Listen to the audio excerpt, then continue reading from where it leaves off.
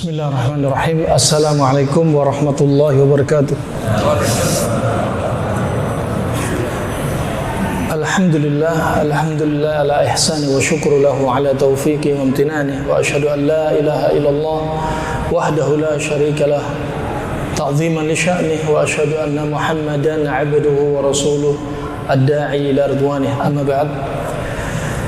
Rahimani wa rahimakumullah jami'an jamaah masjid Bapak Ibu-ibu Masjid Baitul Ma'mur, yang semoga Allah makmurkan selalu masjid ini dengan ilmu dan amalan yang diajarkan oleh Allah dan Rasulnya Sallallahu Alaihi Wasallam.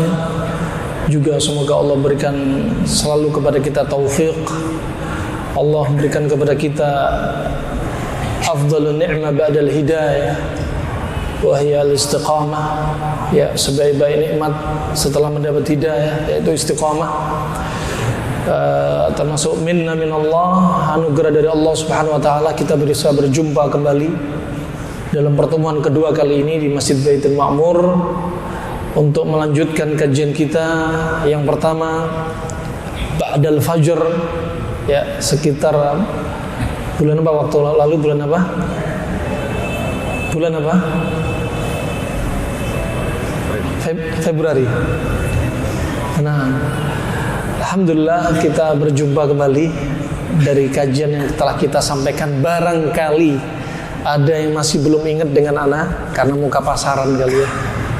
Nah, terkait dengan pola hidup sehat, hikmah, rahasia di balik pola hidup sehatnya Rasulullah. Ada yang sudah mencoba belum dari apa yang kita sampaikan sebelumnya? Jamaah ada yang sudah mencoba belum? Belum.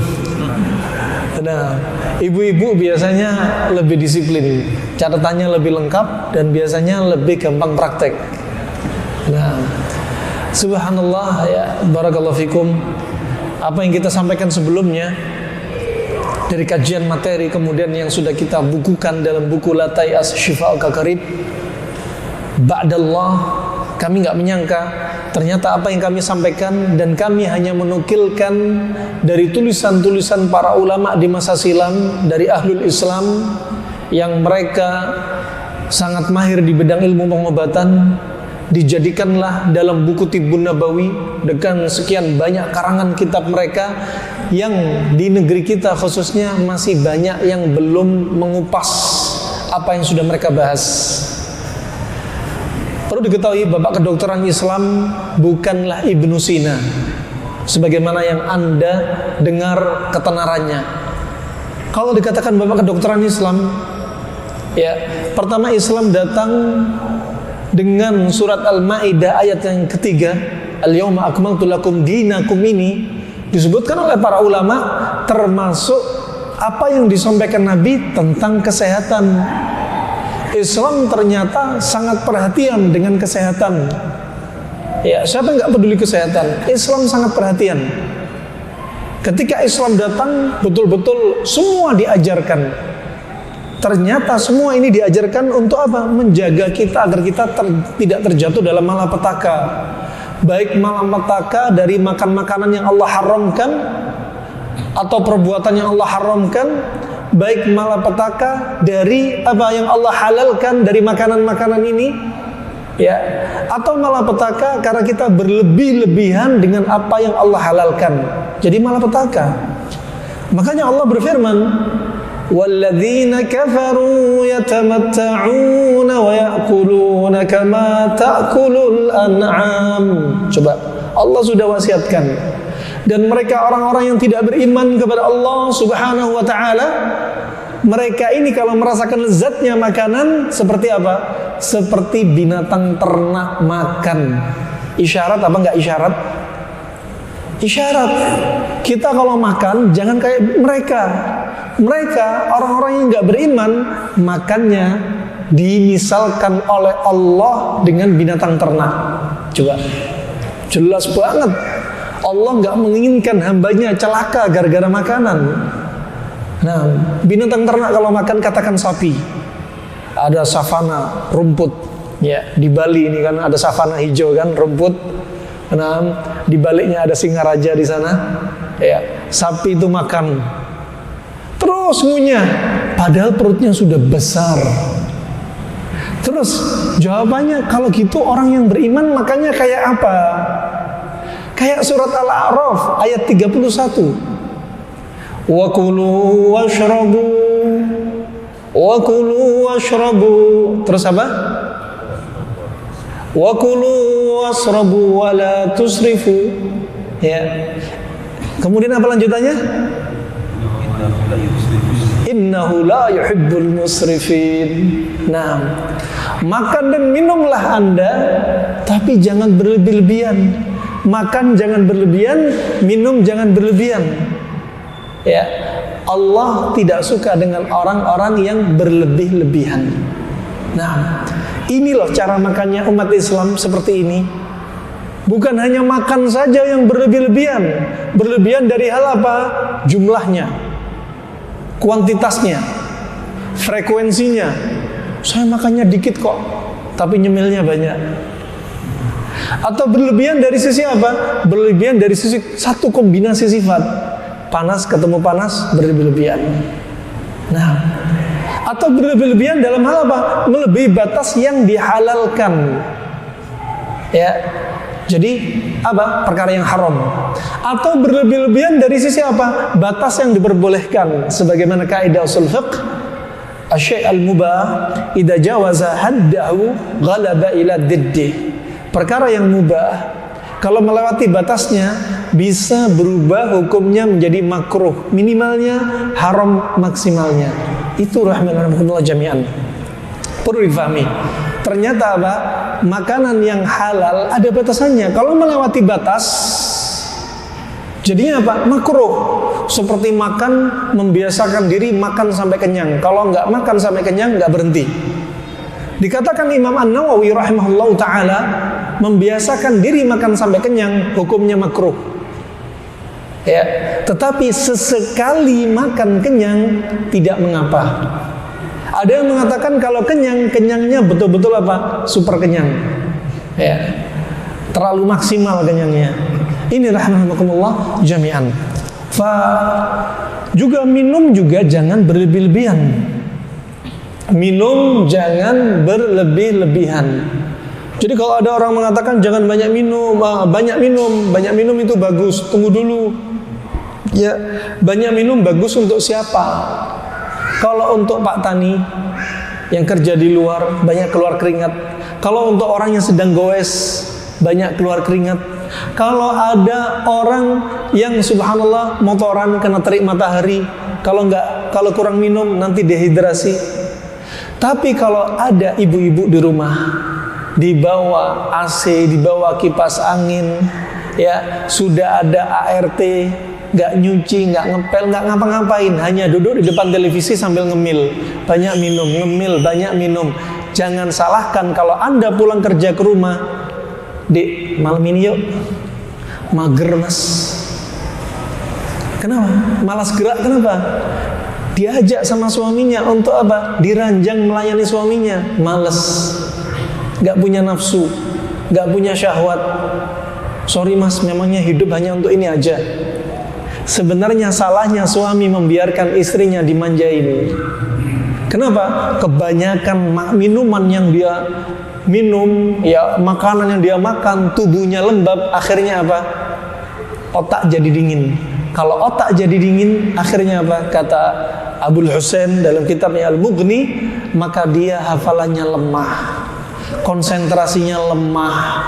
Kata Az-Zurnuji dalam kitabnya Ta'lim Muta'allim, ulama tahun 600 Hijriah, apa?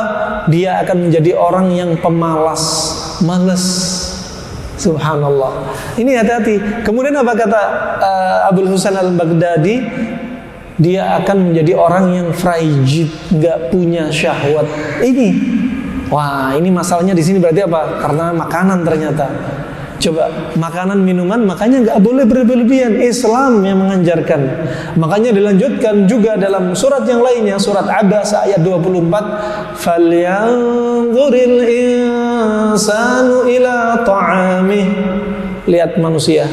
Ya, lihatlah makanan yang Anda makan. Coba, ini masih Al-Quran, belum hadis. Hadis lebih banyak lagi bicara tentang apa? Nih, makan minum ternyata terkait dengan pola hidup kita. Nah, lihat makanan yang Anda makan dari sisi apa? Halal haram. Lihat makanan yang Anda makan dari sisi apa? Bikin penyakit apa enggak? Lihat makanan yang Anda makan berlebihan apa enggak?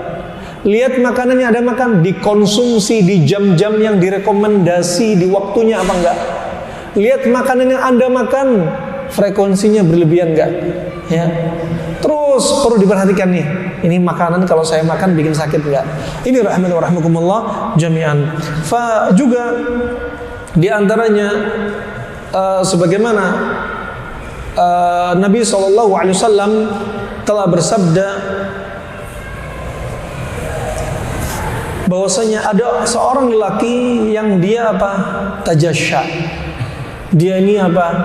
Kelekean, sendawa. Ini bimbingan Nabi juga. Kalau sendawa jangan dikeras-kerasin. Sendawa itu diempet. Coba Islam betul-betul apa? Sempurna banget. Ini menunjukkan apa? Surat Al-Maidah ayat ketiga juga menunjukkan nih loh, Islam itu sempurna. Jangan ditambah, jangan kurangi lagi. Ada orang sendawa sampai 3 kali dibiarin sama Nabi. Keras sendawanya. Ya permisi, habis makan gitu. Padahal ada orang-orang makan namanya sendawa, sesuatu yang kotor. Hawa kotor keluar dari perut. Dan kalau orang dengar suaranya, nafsu makan kita langsung hilang. Nah, kemudian ketiga kalinya Nabi SAW akhirnya bersabda, "Kuffa'anna jusha'ak." Udah, cukupkan. Sendawa kamu cukupkan dari kami. Ya, jangan kayak gitu sendawanya. Fa inna aktsarahum syab'an fid dunya atwaluhum ju'an yaumal qiyamah. Ya, kata Nabi SAW, ya, sesungguhnya orang yang paling sering, paling banyak makan sampai kenyang di dunia, mereka adalah orang yang nantinya di hari kiamat laparnya paling panjang. Tuh, hati-hati. Coba, ini kali ini Nabi yang bersabda. Tadi Allah berfirman. Ya, makanya makan itu kayak apa sih makan sebenarnya? Apakah 4 sehat 5 ajib? Cukup? Ya. Apakah itu syaratnya makan kebutuhan primer? Enggak. Islam enggak lihat kayak gitu kebutuhan makan primer. Ibnu Qayyim rahimahullah ta'ala menjadikan apa? Kebutuhan makan itu dibagi menjadi 3. Martabatul hajah, martabatu ziyadah, wa martabatu fadlah. Kebutuhan makan dibagi menjadi 3. Kebutuhan makan primer, sekunder, tersier. Kebutuhan makan primer itu seperti apa? Ibnu Qayyim sebutkan, yaitu dari hadis Nabi SAW, ya, ma mala adamiyun wi'an syarran min batn. Gak ada yang lebih buruk, yang memenuhi anak Adam yang lebih buruk dari perutnya. Gak ada. Jadi perut kita ini paling buruk.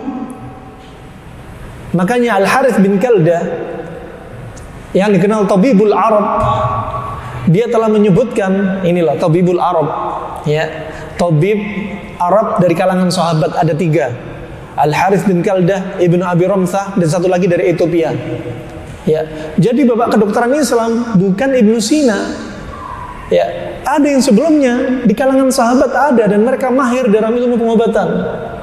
Terus ada Abu Bakar Ar-Razi yang sekitar 251 Hijriah, yang dia meninggal ya kira-kira 60 tahun sebelum Ibnu Sina lahir. Ini yang perlu diluruskan makanya. Dan mereka akidahnya lebih lurus. Bahkan Al-Harith bin Kaldah, 3 orang tadi ini disebutkan termasuk jajaran sahabat, sebagaimana disebutkan Al-Hafidz Ibnu Hajar dalam Al-Isabah. Fa Al-Harith bin Kaldah dia mengatakan, wa kanatil ma'idatu ra'sud da' wal himyatu ra'sud dawa wa awidu al-jism ma'tad. Adalah perut itu sarangnya penyakit, dan menjaga pola makan itu adalah inti dari pengobatan. Coba. Nah, ini di zaman Nabi dia sudah mengucapkan kata-kata hikmah, bukan hadis, tapi dari Tabibul Arab. Ya, dia sudah berwasiat demikian. Perut memang sarangnya penyakit. Makanya lanjutnya Nabi SAW, bihasbi bin Adam ukulatin hatta yuqimna sulbah. Sebenarnya kebutuhan makan anak Adam itu cukup apa? Cukup beberapa suap. Sampai apa? Sampai tulang punggung tegak. Kalau suapnya terlalu banyak, akhirnya tegaknya ke depan, perutnya jadi buncit.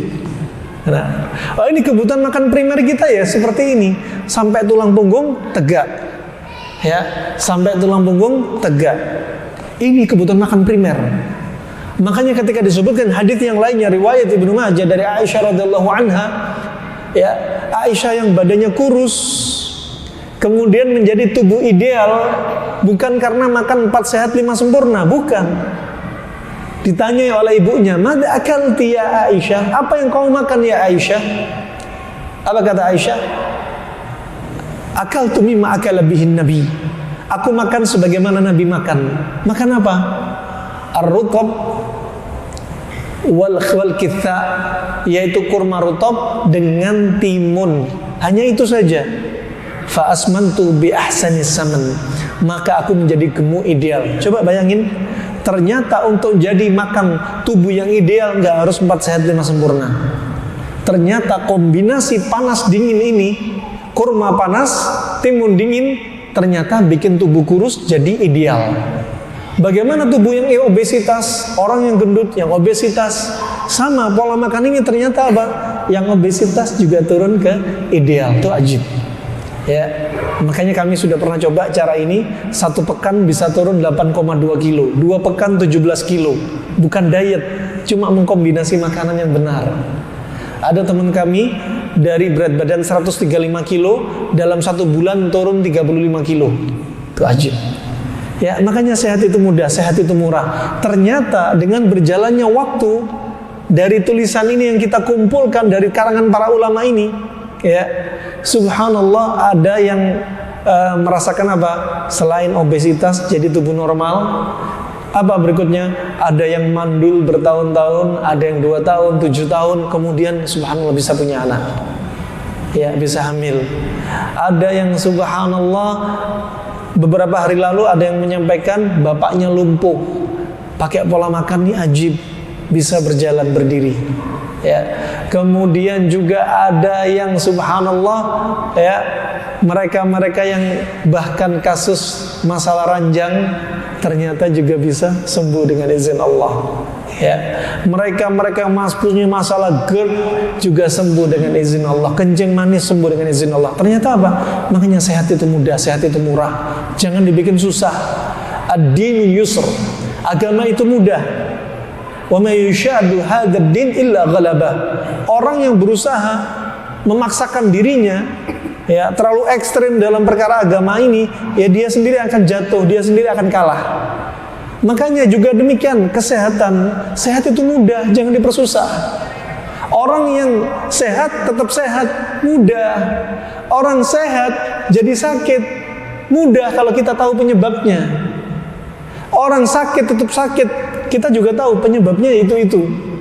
Orang sakit kemudian cepat sehat, penyebabnya yaitu Allah jadikan segala sesuatu, ya, melalui perantara sebab. Termasuk orang sehat untuk sakit juga ada sebabnya. Ya, sakit terus menerus nggak sembuh-sembuh, ada sebabnya. Sehat tetap sehat, ada sebabnya. Sakit cepat sehat, ada sebabnya. Ini rahimahumullah jami'an. Ini wasiat dari Nabi SAW sangatlah banyak, ya, dari sekian banyak hadis yang disampaikan Nabi SAW. Dengan cara ini subhanallah, panas dingin seperti Aisyah jadi ideal. Ya, jadi ideal. Ini ajib. Makanya Imam Bukhari ternyata meriwayatkan 120 hadis dalam sahihnya, sebaik-baik kitab setelah Al-Quran. Ya, dia mengatakan bahwasannya, ya, meriwayatkan bahwasanya 120 hadis Nabi berbicara tentang kesehatan. Imam Muslim juga demikian menambahi 8 hadis, dan para a'imah yang lainnya. Ya, kemudian juga subhanallah terkait hadis ini panas dan dingin, Para ulama menjadikan judul-judul yang ajaib, yang menunjukkan fahamnya, fakihnya mereka. Bab al-jama' bainal launaini fil akl. Bab mengumpulkan dua warna dalam makanan. Imam Bukhari lebih detail lagi, bab al-jama' bainal launaini fil akli bimarrah. Bab mengumpulkan dua warna makanan sekaligus. Artinya apa? Jangan dikasih jarak, langsung dua warna, dua sifat ini dikumpulkan sekaligus. Kemudian Ibnu Muflih dalam kitabnya Al-Adab Asy-Syar'iyyah, dia mengatakan lebih detail lagi, bab faslun fil ilaji wa hifdzi sihhati bidaf'i kulli syai'in bididdih. Yaitu apa? Bab mengobati penyakit, menjaga kesehatan dengan menjadikan segala sesuatu berpasang-pasangan. Ketika makan berpasang-pasangan, ada panas, ada dingin. Ketika mengobati penyakit juga demikian. Kalau ada penyakit panas, kasih obat makanan minuman yang sifatnya dingin. Ini rahimahumullah jami'an. Dan rahimahumullah jami'an juga di antaranya Nabi juga bersabda dalam hadis yang disahihkan oleh Syalbani rahimahullah taala, syiraru ummatil ladina ghadaw bin na'imil ladina ya'kuluna alwana ta'am. Umatku yang buruk adalah umatku yang terlalu memvariasi makanan. Semua warna-warni makanan ada, protein hewani semuanya ada di meja, ya, semua ada di meja, ya. Dengan harapan apa? Dengan makan seperti ini, anak saya akan sehat, istri saya akan sehat, semuanya sehat. Ini mindset yang keliru. Semakin uang kita hambur-hamburkan untuk beli makanan, ternyata bukan demikian sehat. Ternyata justru ekonomis, efisien kalau kita pakai pola makan seperti ini. Pilih satu protein hewani, cari pasangannya. Kalau Anda pilih protein hewaninya ikan segar, berarti pasangannya ya yang cocok nasi boleh. Nah, boleh bukan dari sisi agama, tapi ini sisi dunia. Dan ini adalah kombinasi yang terbaik. Nah, fa subhanallah, kalau misalkan Anda konsumsi misalkan daging kambing, ya, maka yang paling cocok dan paling sempurna ya adalah apa? Cari lawannya. Daging kambing panas, cari lawannya sayur salad, timun saja, atau labu siam saja, atau labu kuning saja. Ini contoh yang sangat simpel rahimakumullah jami'an. Kemudian juga kalau kita perhatikan, apakah Nabi SAW makan sehari 3 kali? Ya, enggak ada hadis yang menunjukkan bahwasanya Nabi SAW sehari makan sampai 3 kali. Ini sama sekali enggak sabit dari Nabi SAW. Seringnya yang disebutkan oleh para ulama, seringnya Nabi SAW makan maksimalnya 2 kali. Maksimalnya 2 kali. Nah, coba kalau kita pelajari, kita telaah dari apa yang disampaikan dibahas oleh para ulama, bahwasanya Nabi SAW ya seringnya makan kurma, ya. Karena apa? Itu kebutuhan makan pokok Nabi SAW. Dan Nabi paling sering makan kurma ketika puasa ataupun ketika tidak puasa, ya. Dan Rasulullah SAW sangat suka dengan apa? Al-halwa wal asal. Halwa itu manisan, ya. Manisan dulu bisa dibikin dari apa? Dari pohon tebu. Dari pohon tebu. Ada di zaman Nabi pohon tebu. Ya, wal asal itu madu dalam riwayat Imam Bukhari. Riwayat Imam Bukhari. Dan kalau kita lihat, kita pengen masuk prakteknya sekarang. Ya, pertemuan sebelumnya teori, pertemuan sekarang insya Allah teori sedikit, sekarang langsung prakteknya. Anda kalau ingin mencoba cara ini, sekali lagi, ada cara yang bisa kita katakan sunnah, ada yang nggak bisa kita katakan sunnah. Maka sekali lagi, jangan langsung menisbatkan sunnah. Kalau kita lihat, kalau ketika puasa Ramadan, Nabi SAW seringnya sahurnya dengan kurma, paling sering. Sampai Nabi bersabda, "Ni'ma suhurul mu'min at-tamr.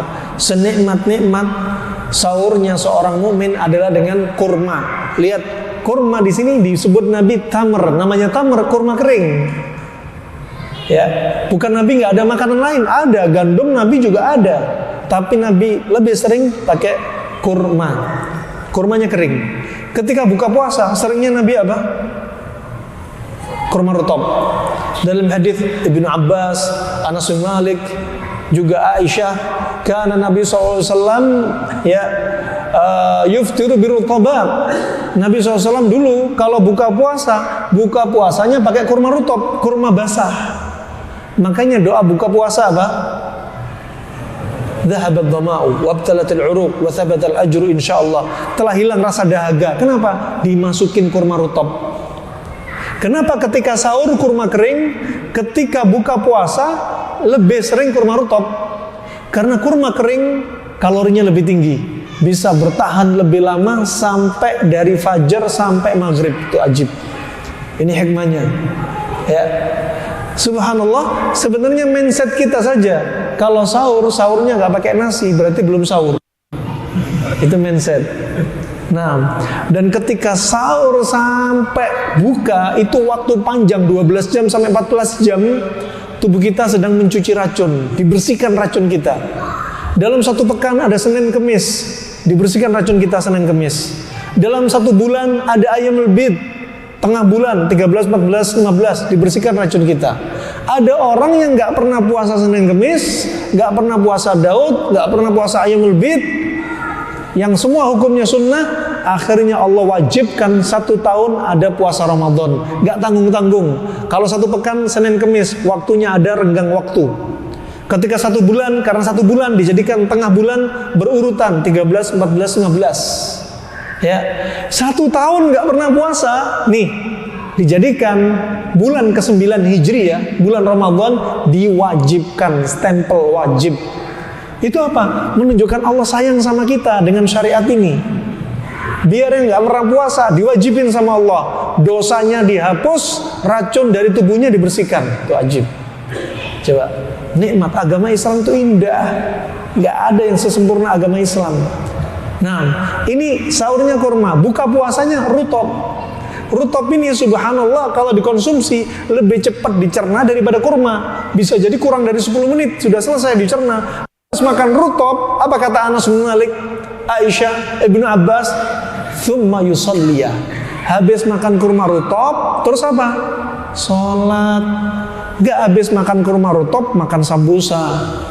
Makan kurma rutab, makan tahu goreng, ya, makan apa sosis, makan lebih-lebih makan nasi tambah es buah.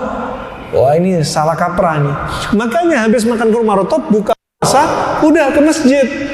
Jadi antara maghrib adzan sama iqamah jaraknya apa? Nggak terlalu jauh. Mentang-mentang takmir ketua DKM telepon masjid. Ini Ramadan loh ya, jangan sembarangan. Kasih jarak antara adzan iqamah 20 menit. Ini nyelisih sunnah. Kurma rutab terus sholat.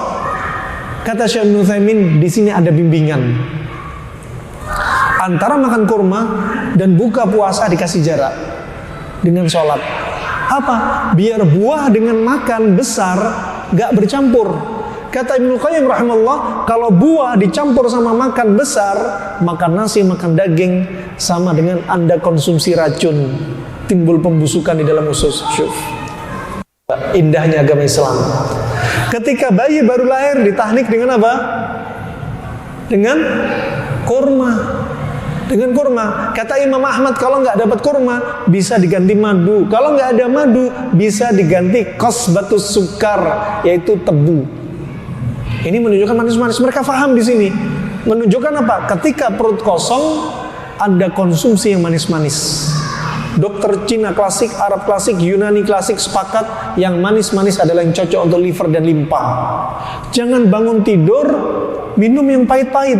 Minum rendeman brotowali, jangan. Bangun tidur minum apa? Pedes-pedes, rendeman cabe, jangan. Bangun tidur minum masam-masam, ya. Minum apa? Minum rendeman nanas misalkan, jangan. Ya. bangun tidur yang manis-manis. Itu ajib. Lihat, tadabburi apa yang Nabi lakukan. Subhanallah. Ini rahmatullah ya. Berarti apa? Sahurnya demikian, buka demikian.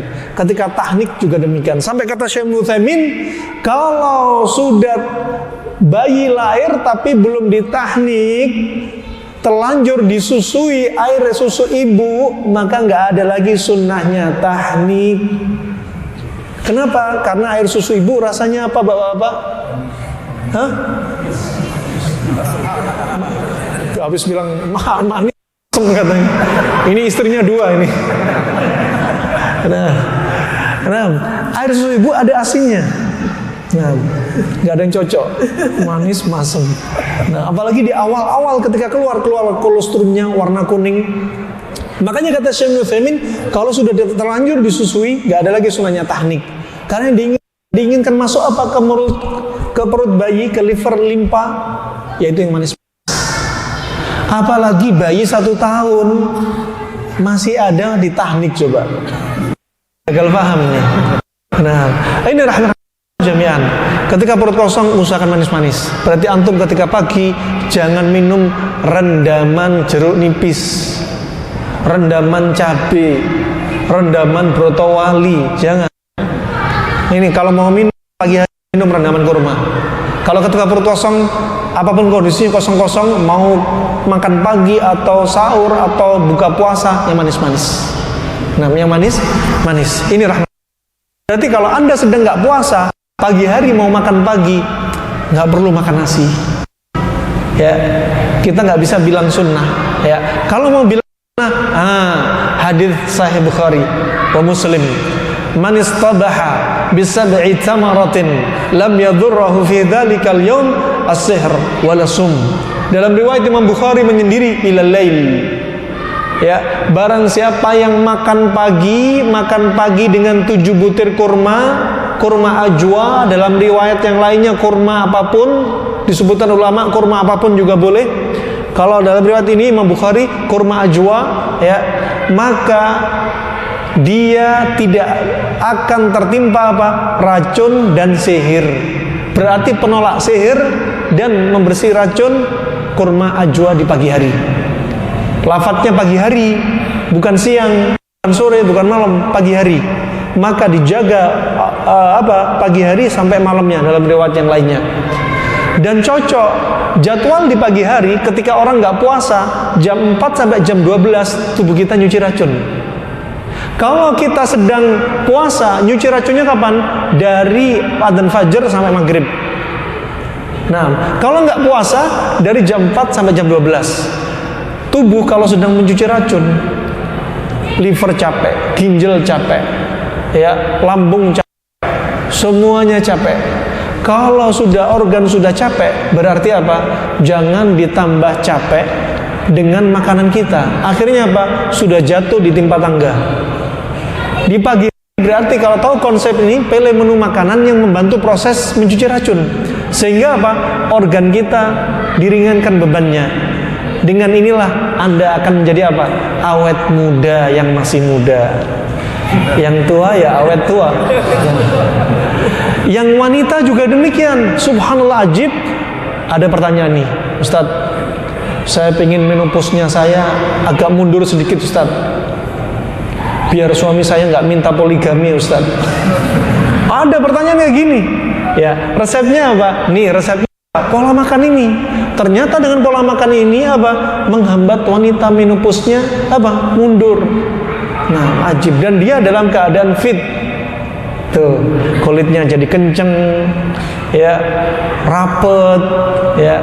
Subhanallah kalau seandainya ya, dia pakai resep glowing. Kalau siang pakai sunblock. Kalau malam pakai krim malam. Terus masih ada peeling. Subhanallah, bersih di luar, tapi darahnya kotor, selnya udah tua, jantungnya udah tua. Kenapa? Karena makanan ngaco. Perlu difahami ibu-ibu, Anda harus paham. Kasihan suami Anda sebenarnya. Di balik istri yang glowing, ada suami yang gulung kuming. Ya. Karena resep glowing itu mahal. Ya. Mending pakai pola makan, ini dibenerin. Subhanallah, ada beberapa saudara kita mukanya hitam, suami istri mukanya hitam. dikeluarin darahnya, pola makan dibenerin, jadi bersih mukanya. Coba, padahal tidak pakai resep glowing. Nah, ini rahimakumullah jami'an. Kemudian maka di pagi hari cari menu apa? Menu yang kira-kira apa? Membantu proses detox. Cari menu bisa minum madu, ya, bisa makan buah-buahan, bisa makan sayuran, ya.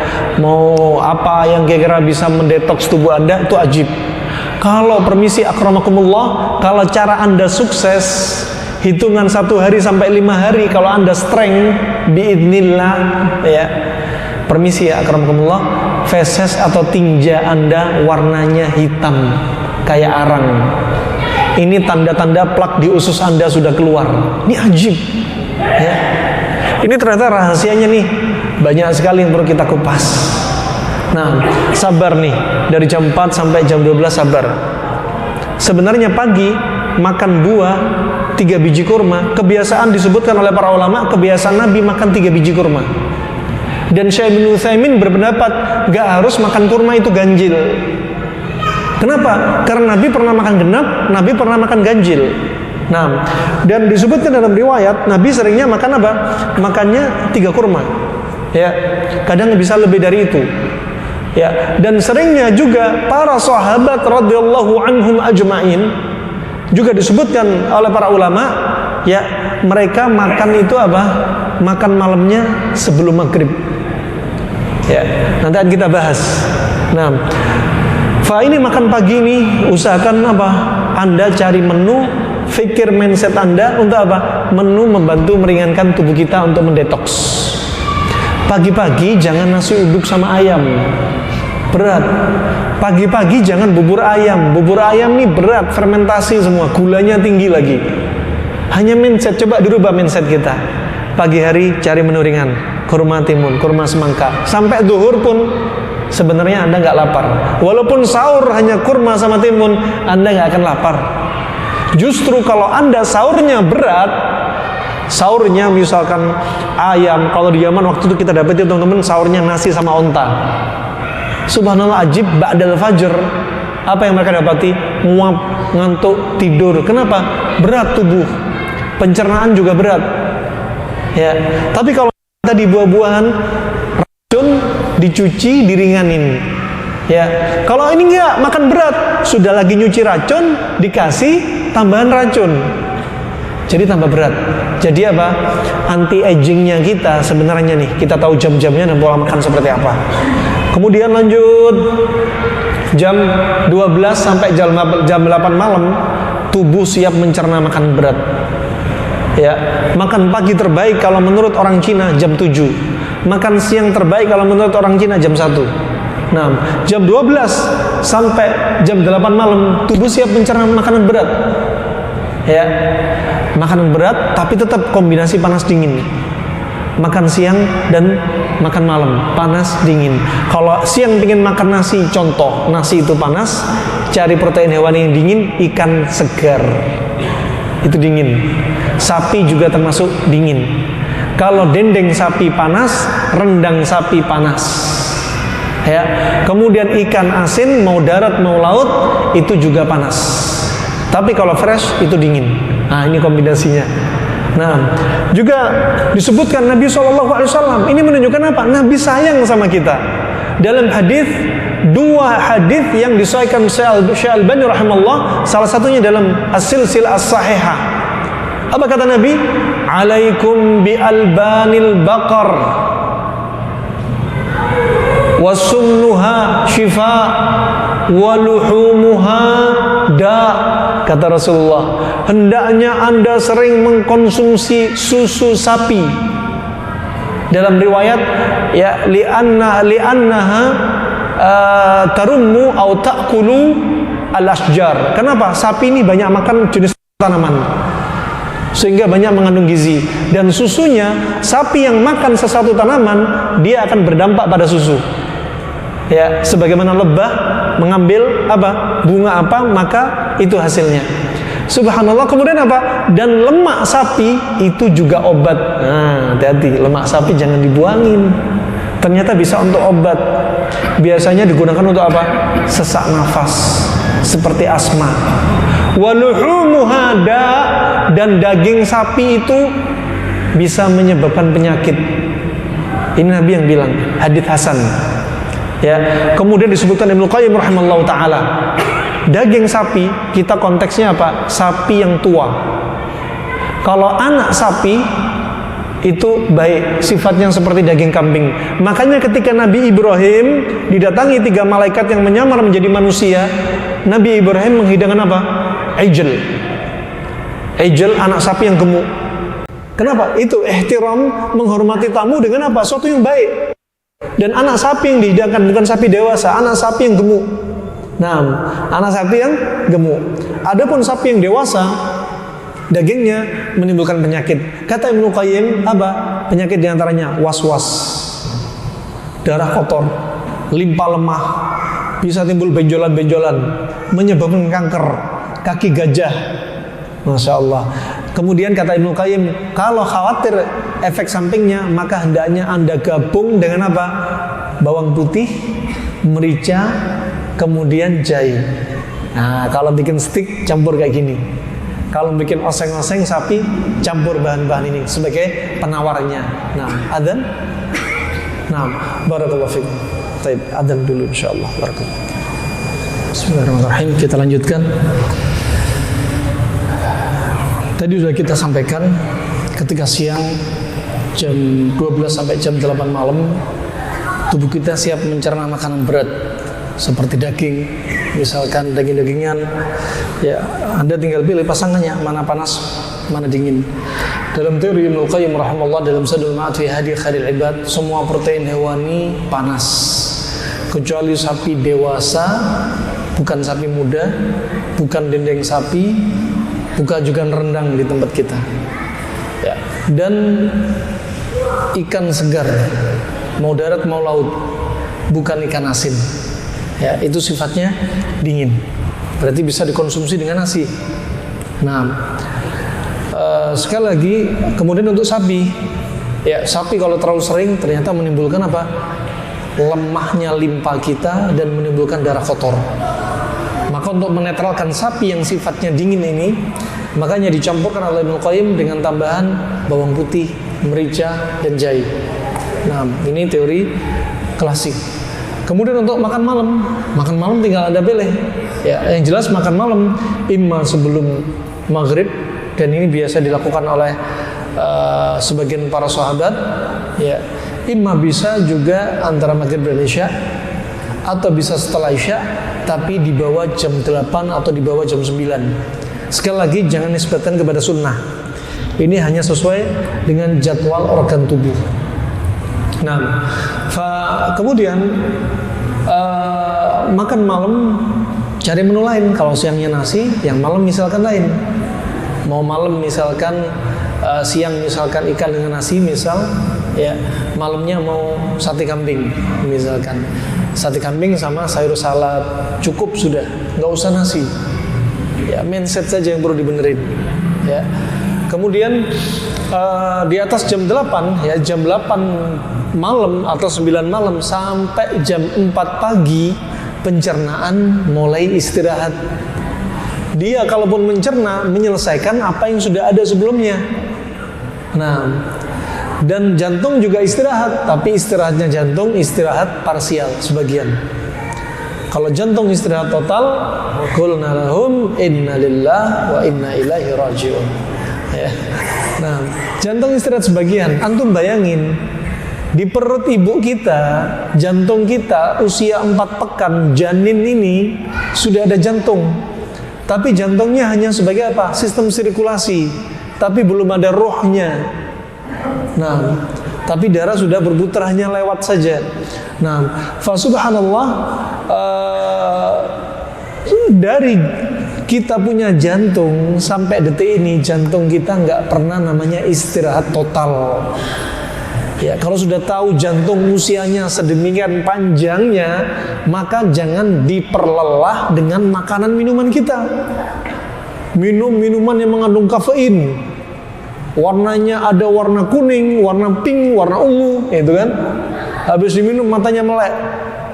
hitungan 2 pekan 1 bulan kencing manis, darah tinggi, terjadi apa? Sindrom metabolik atau metabolic syndrome. Kacau semuanya kesehatannya. Kenapa? Karena pola makan dia.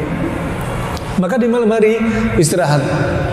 Jam 8 malam, 9 malam ke atas, jangan makan apapun, ya. Jangan makan buah, jangan makan nasi. Jangan dianggap makan nasi itu baik. Saya bagus kok. Saya kalau malam nggak makan nasi, tapi saya banyakin buah. Ya salah juga. Kenapa? Akan timbul pembusukan. Kalau kepepet lapar, terpaksa minum air aja. Ya, minum air. Ya, minum air pun ada aturannya.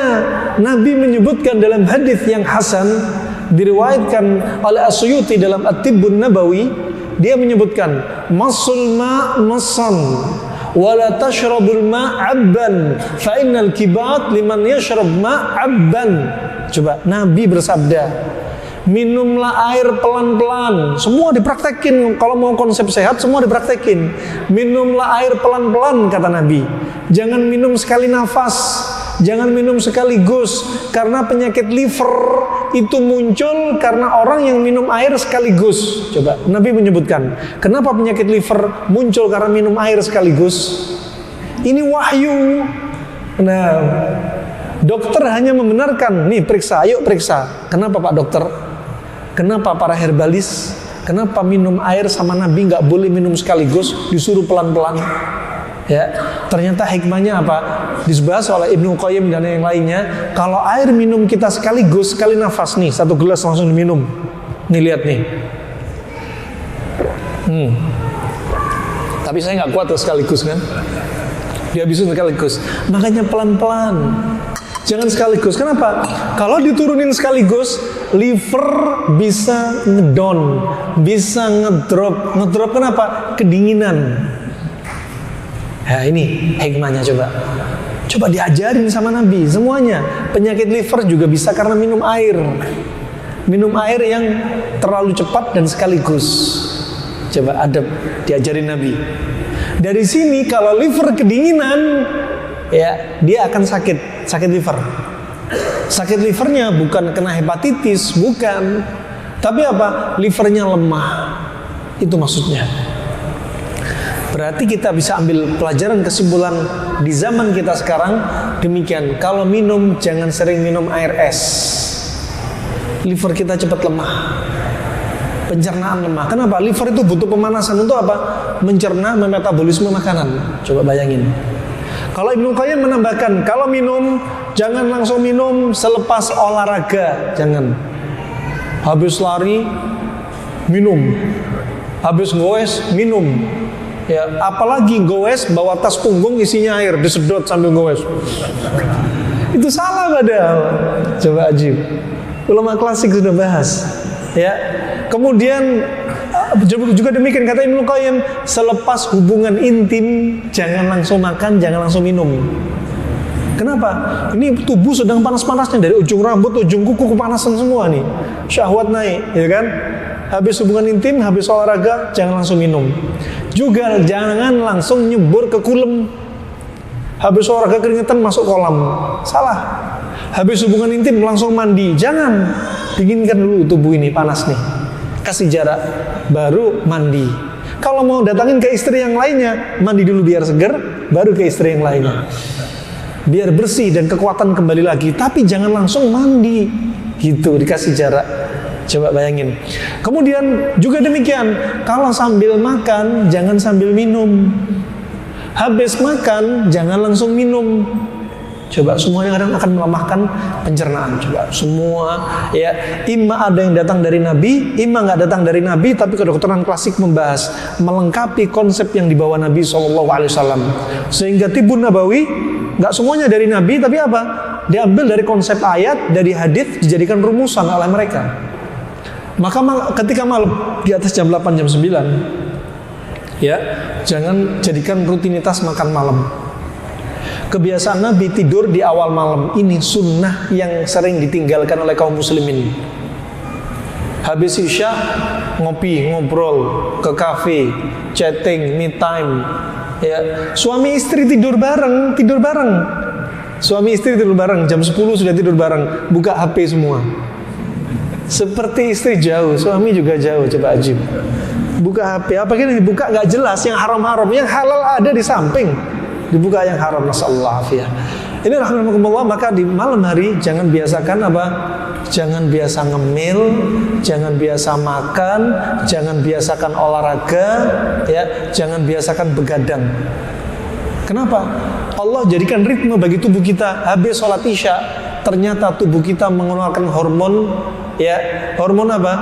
Seperti serotonin. Ya, ini ketika keluar serotonin, tubuh kita mulai apa? Ngerangsang ngantuk.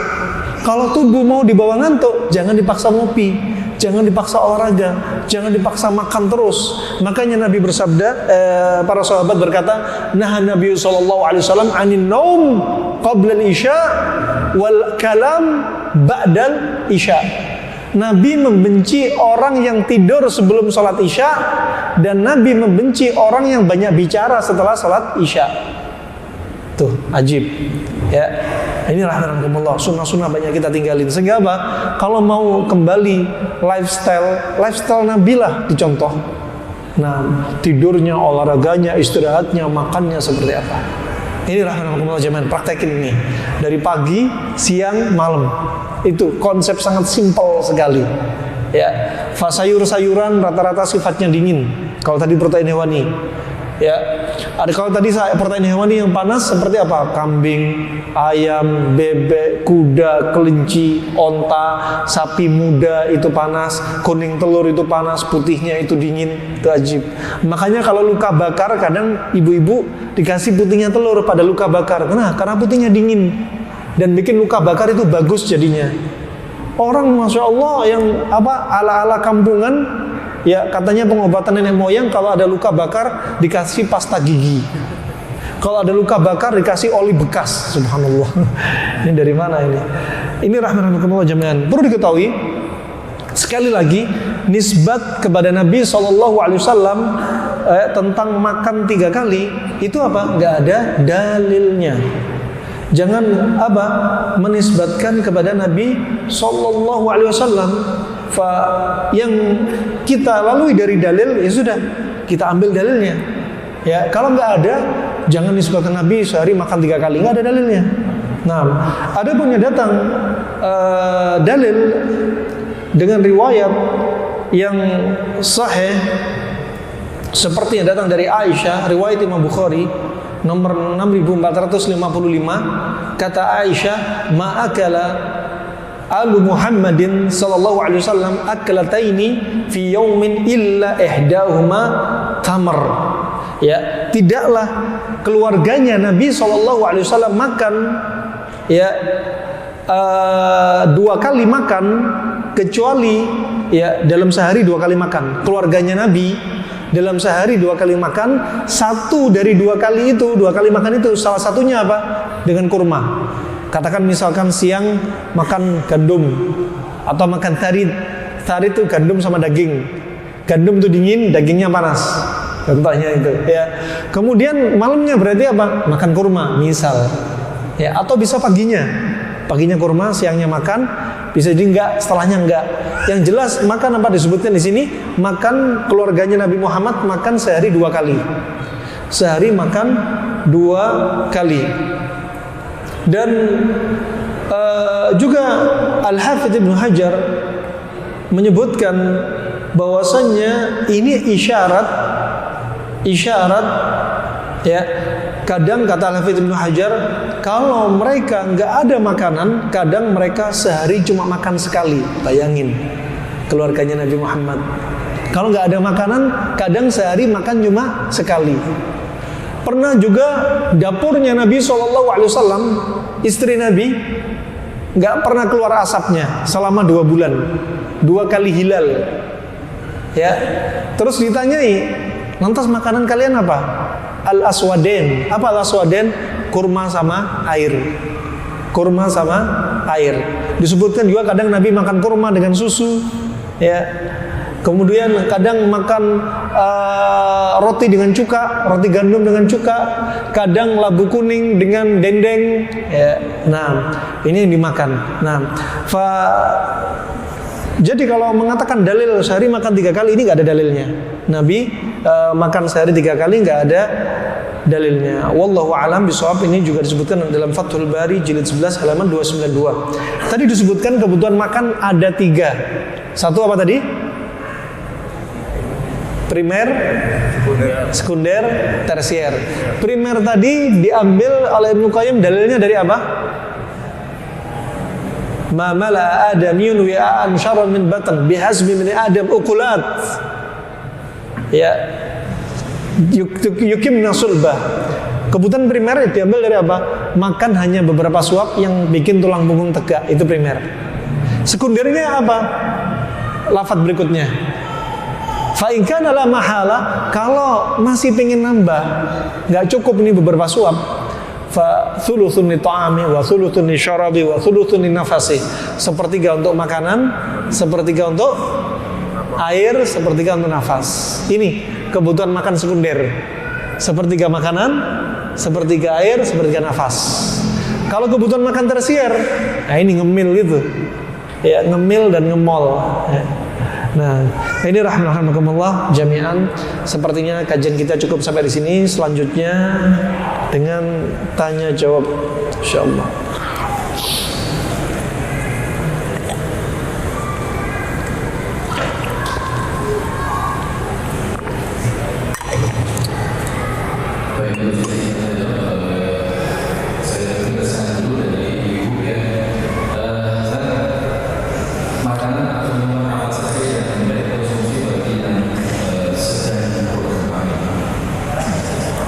Nah, barakallahu fiik.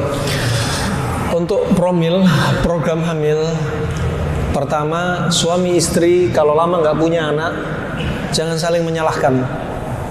Oh, ini kamu kok badannya yang gendut, kamu pasti kamu yang mandul nih. Aku kan ideal, gitu kan? Nggak nyamin juga. Kemudian biasanya kalau ada masalah ketidaksuburan, diikuti dengan, kalau kedokteran modern, hormon yang kacau. Kalau yang kacau laki-laki, ya berarti yang masalah laki-laki. Kalau yang kacau perempuan, berarti perempuan yang masalah. Terkadang ada yang subhanallah, suami istri hormonnya kelihatannya normal semua, tapi nggak hamil-hamil.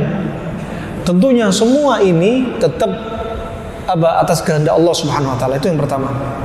Kemudian untuk mengambil sebab, terkadang hormon tidak nampak kacau, tapi nggak hamil juga. Atau yang kacau nggak hamil juga. Alhasil sebab yang paling manjur diantaranya ba'dallah itu apa? Ini pola makan. Walaupun kadang kami tidak meresepkan resep kesuburan, tanpa resep kesuburan, karena mayoritas penyebab apa? Ketidaksuburan adalah 2 hal nih. Satu, hormon kacau. Yang kedua, darah terlalu pekat, kental, atau D-dimer terlalu tinggi. Darah kental ini akan membuat apa?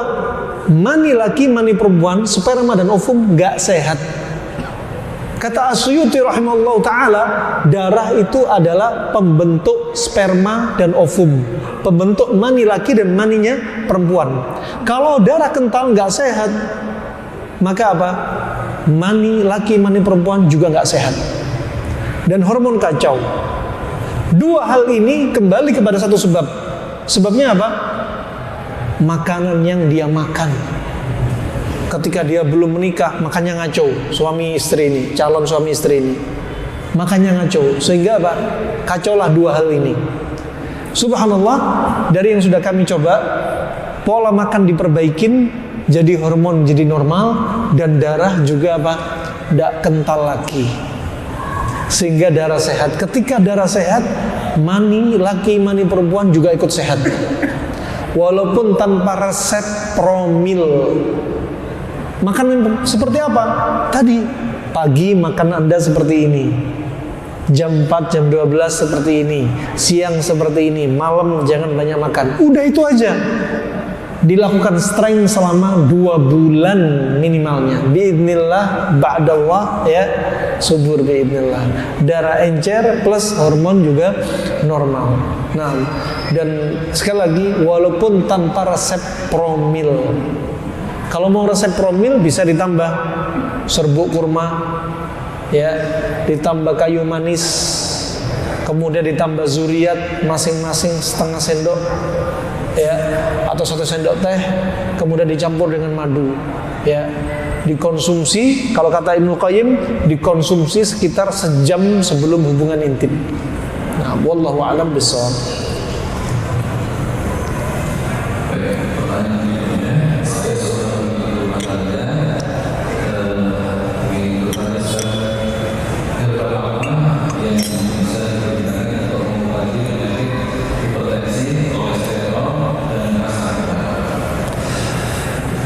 Ini semua ciri-ciri kira-kira sifatnya panas apa dingin?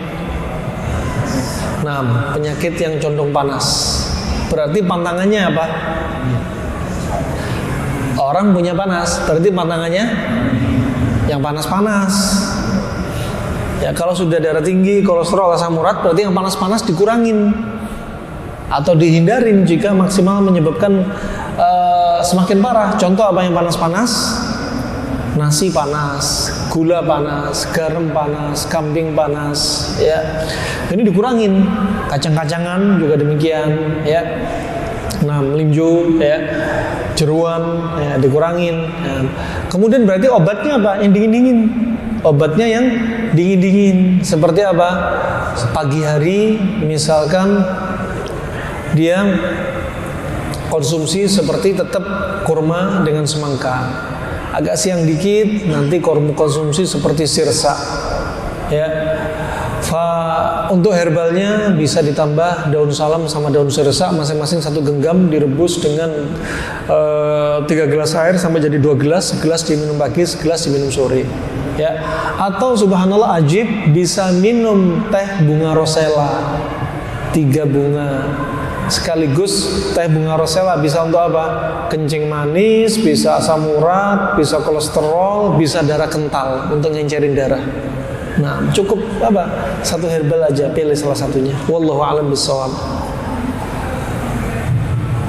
Baik, berikutnya bisa untuk konsumsi sayur atau buah-buahan, apakah harus langsung dimakan atau jus? Kemudian bagaimana mengkombinasikan buah atau sayur itu kombinasi warna? Nah, kombinasi warna ini teori Cina, ya, teori Cina. Nah, bukan teori Arab klasik. Wallahu a'lam bishawab, ya. Mereka kadang menggunakan sayur sama buah seperti wortel dengan jeruk misalkan. Wallahu a'lam bishawab, ya, yang mau tentunya apa ahlinya, pengobatnya ke teori Cina, ya. Teman-teman yang sibuk di bidang sensei atau Anda belajar ke mereka, tafadhol, ya. Untuk konsumsi buah yang paling bagus dengan kulitnya. Paling bagus dengan kulitnya. Seperti misalkan jeruk, kulit arinya dimakan. Ya, kulit arinya ikut dimakan. Salak, kulit arinya juga ikut dimakan. Nah, nanas kulitnya juga dimakan. Ya, tapi direndam, ya, difermentasi. Nah, untuk apa? Ternyata mengandung apa? Kalsium yang sangat tinggi. Wallahu a'lam bishawab. Baik, dari bapak-bapak ada pertanyaan? Kalau tidak ada, kita selesai. Kembali. Silakan.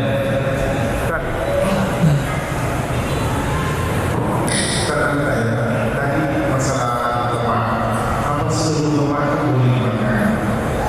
Karena semua mengatakan yang diresep itu jeruan masuk lemak yang dibuang. Apa lemak yang dimasuk lemak jeruan? Apa lemak daging? Nah, pertanyaan bagus, ya, pertanyaan bagus. Sekarang beliau jual sate kambing. Kalau bikin sate, hadirin lemaknya, lemak daging, jangan lemak jeruan. Lemak daging, ya, yang dimaksudkan adalah lemak daging. Ajibnya kalau antum masak kambing, orang Arab nih ya, di Yaman, nggak usah pakai minyak. lemak dagingnya dilelehin, terus dagingnya dimasak, nggak usah pakai bumbu macam-macam. Setelah matang taruh di piring, dibubuhi dengan merica dan garam aja, udah selesai. Aroma wanginya nggak hilang. Tapi kalau sudah antum kasih kuah macam-macam, bumbu kecap macam-macam, hilang aroma wanginya. Tidak seperti rasa aslinya. Nah, dan kambing juga itu tergantung dari makanannya. Ya.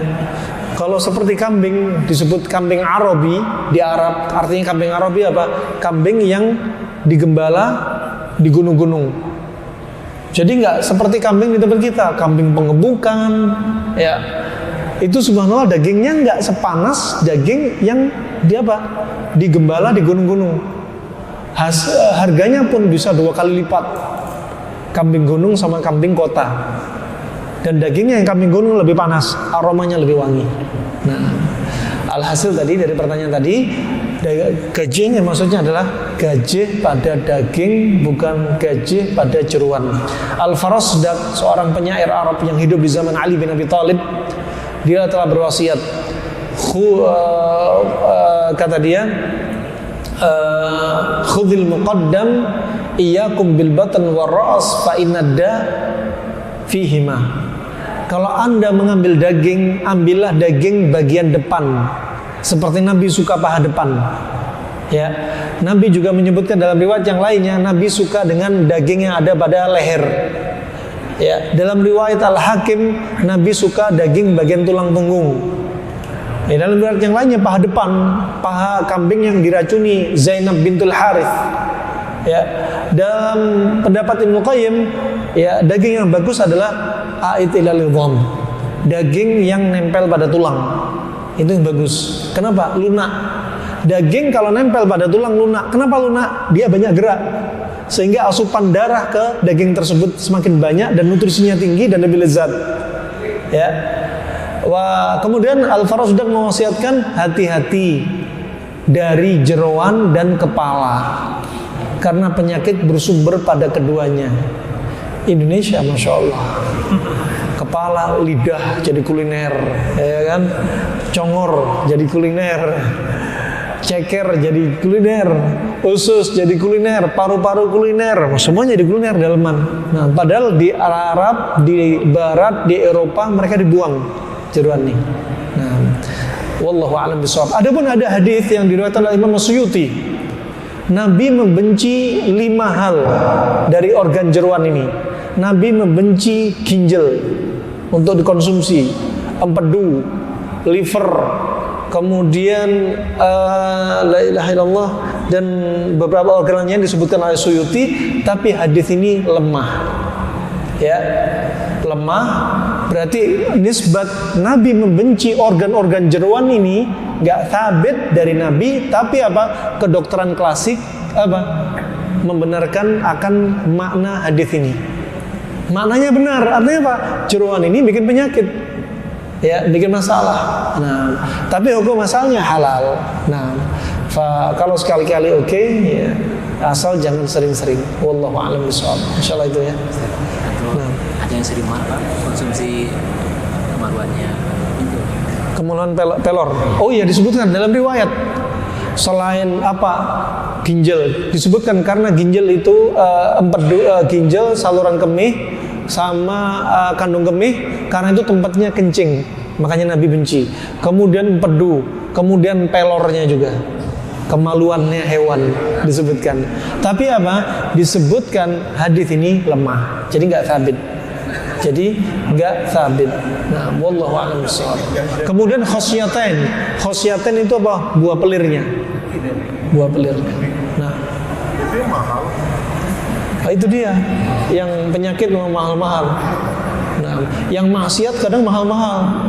Yang taat sama Allah padahal gratis, nggak didatengin. Nah, masuk masjid murah, gratis, nggak bayar. Coba masuk ya bed di'arah, rumah apa? Rumah pelacur, mahal. Masuk rumah Allah gratis, nggak mau datang, coba terbuka lebar. Nah, fadhal.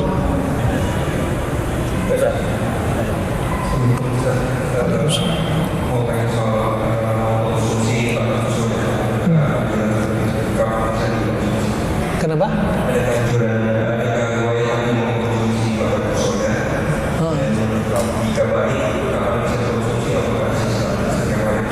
Nah, itu jadi satu kajian tersendiri. Pertanyaan ini bisa jadi kajian sekitar 1 jaman lah. Alhasil Nabi mewasiatkan, disebutkan dalam Sahihul Musnad fi Tibbin Nabawi, riwayat Imam Bukhari, riwayat Imam Muslim, riwayat Ibnu Majah, riwayat Tirmidzi, dengan riwayat yang banyak sekali. Alaikum bihadi al-habbatu sauda fa inna dawa likulli da'il lasam. Hendaknya Anda mengkonsumsi habbatu sauda karena dia obat segala macam penyakit kecuali kematian. Nah, ada dalam riwayat yang lain kecuali haram, kecuali apa? Penuaan, tua renta, itu nggak ada obatnya. Orang sudah tua renta, walaupun dioperasi plastik tetap tua. Jantungnya tua, sarafnya tua, pembuluh darahnya tua, nggak bisa. Nah, kematian dan ketupenuaan ini nggak ada obatnya. Ya, hadisnya banyak. Alhasil, dan kemudian disebutkan tentang fikih pemahaman habatus sauda oleh Syekh Mustafa Al-Adawi juga. Ya, disebutkan bahwasanya habatus sauda obat segala macam penyakit. Ada yang berpendapat mutlak semua penyakit. Pendapat kedua, penyakit khusus. Li'annahu al-umum urida bihi al-khusus. Karena dia umum, Nabi menyebutkan semua penyakit, tapi dimaukan khusus. Apa? Yaitu semua penyakit yang sifatnya dingin. Ini pendapat kedua. Ini yang dipilih oleh Ibnu Qayyim rahimahullah. Ya, karena apa? Habatus sauda sifatnya panas. Ya. Bagaimana cara penggunaannya? Banyak sekali. Mau ditumbuk campur sama cuka untuk luka yang lama sembuh. Ya, untuk orang yang punya kista fibrosis di rahim, untuk kalau orang pusing, ya, untuk kalau ditumbuk di kain, dihirup sebagai inhaler untuk menghilangkan pilek. Udah banyak sekali fungsinya. Kalau ada orang yang matanya netes berlebihan, air matanya netes berlebihan, habatus sauda minyaknya ditetes di hidung. Ya, di arah yang mata kebanyakan netes. Kenapa? Panah mata netes banyak berarti lembab. Kasih habatus sauda dipanasin. Kalau ada orang punya ikterus, jaundice, matanya kuning, ini caranya Ibnu Qayyim apa? Ambil habatus sauda 7 biji, ditumbuk, dicampur sama air susu ibu yang menyusui, tetesin ke hidung, ya, tetesin ke hidung. Jawab ajib. Nah, barakallahu fikum. Insyaallah itu ya. Terakhir insyaallah.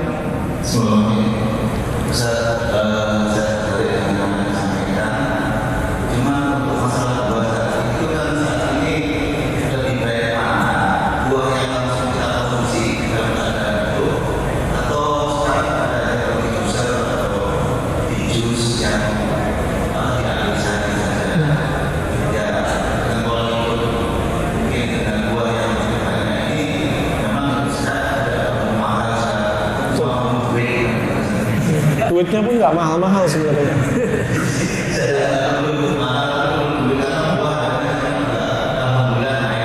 Masih banyak buah yang murah. Kecuali kalau orang sudah tahu panas dingin kayak gini, tahu timun akan naik harganya lagi. Nah, alhasil, buah katakan masya Allah pepaya 10.000 dapat, masya Allah. Antum beli nasi kuning 5 coba berapa? Nah, tetap lebih murah dan sehat. Kurma juga murah meriah. Nah, kita orang makan kurma 3 sudah bosan. Nah, sedikit aja 3 biji kurma sama dengan kalori 1 piring nasi. Nah, coba kemudian makan buah yang paling bagus gimana? Langsung aja di jus sama gigi kita. Ya. Di jus sama gigi kita. Terus di perut di jus juga. Kalau sudah di blender, ya ada yang diantara yang menyebutkan antara enzim pada buah kalau sudah bercampur dengan logam putaran tinggi itu berdampak. Nah, paling bagus gigi kita jadi blender kita. Ya. Nah, tapi juga nggak mengapa kalau ada orang giginya udah lemah, udah tua nggak bisa gigit, makan apel giginya nyangkut di apelnya misalkan. Ya di jus nggak masalah. Nah, barakallahu fikum, insyaallah itu. Dan masya Allah kulitnya ini punya manfaat kalau makan buah sama kulitnya. Kalau kulitnya juga penawar. Ma'anzalallah da'anil anzalalahu syifaan. Allah nggak akan menjadikan penyakit, Allah nggak akan turunkan penyakit kecuali Allah turunkan obatnya. Dan obatnya nggak jauh. Ketika ada sayap lalat, satu bawa penyakit, satunya bawa obat, nggak jauh. Demikian buah, ya di Jepang masya Allah kulit arinya kacang jadi obat mahalnya kolesterol. Kulit ari ditaruh di cangkir air panas, dibiarin 15 menit, diminum, obatnya kolesterol. Ajib coba. Jadi kalau makan kacang sama kulit arinya. Nah, begitu makan jeruk sama kulit arinya biar nggak sakit mah. Ya, kacang biar nggak asam urat sama kulit arinya. Salak dengan kulit arinya biar nggak konstipasi misalnya. Nah, insya Allah itu ya. Nah, barakallahu fiik. Cukup insya Allah.